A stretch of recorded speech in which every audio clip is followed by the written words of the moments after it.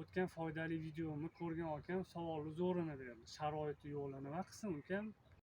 O'zbekistonda tug'ildi O'zbekistonda yashab o'tib ketish kerak degani emas o'rtoqlar. Biz bilgan bozorlardan tashqari yana bitta bozor bor. Bu dunyo mehnat bozori. Farzandlarimiz dunyo mehnat bozoriga tayyor turish kerak.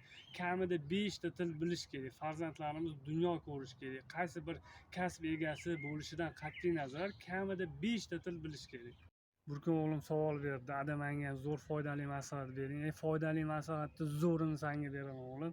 Sen ingliz tiliga borasan, amakining qizi xitoy tiliga boradi, qaysi bir amakining qizi rus tiliga boradi, o'rtoqlarning har xil fanlarga, tillarga boradi. Shuni bir-biringlarga o'rgatsanglar bo'ladi. Sen ingliz tilini xitoy tili o'rganadigan o'rtog'ingga, u o'rtog'ing senga xitoy tilini, rus tili o'rtog'ingga ingliz tilini, u senga rus tilini, mana shunaqa qilib tajriba almashib o'rgatsanglar bo'ladi. Undan tashqari sharoiti yo'q, qiynalganlar bor. Shular ham xohlaydi, ko'radi sizlarni, havas qiladi. Shu til o'rganing, mana ham dunyo ko'ray deganlar bor. Mana shularga o'rgatsanglar bo'ladi. Bu savob, butun umr eslab yuradi sizlar. Farzandingiz til o'rganishni xohlamayapti. Siz nima qilsangiz ham xohlamayapti. Endi uni qiziqtirish kerak. Uni yo'li bormi? Albatta buni yo'li bor va foydali zo'r maslahatlarimizni beramiz. Farzandingizdan so'rang, farzandingiz nimaga qiziqadi? Hobbisi nima? Misol uchun meni farzandim 2 yil oldin bo'layotgan narsa.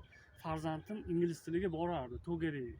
Bir kun ertalab turg'izganman, o'g'lim, turing sizni buyuk ishlar kutmoqda deb turg'izsam, "Ada, menga ingliz tili kerak emas, men futbolga qiziqaman.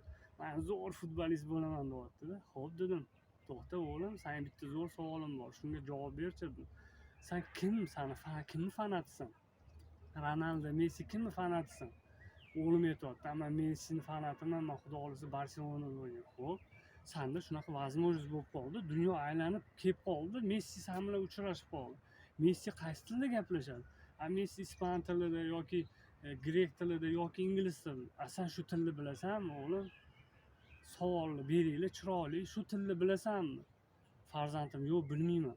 Endi shunaqa vaziyat bo'lib qolsa nima qilasan? Sen o'zingni yaxshi ko'rgan futbolching bilan gaplasha olmasang, lekin uchrashdingmi gaplasha olmasang, qaragin.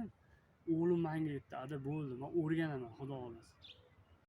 Bizning ajdodlarimiz Amir Temur, Al-Buxoriy, Al-Xorazmiy, Ibn Sino, ular dunyo ko'rishgan, ilm olishgan. Bizning farzandlarimiz ham dunyo ko'rish kerak, ilmli bo'lish kerak. Butun umr yashab, butun umr o'rganamiz, bir kichkinani, bir kattani gapiga quloq solamiz. Joninglar sog' bo'lsin.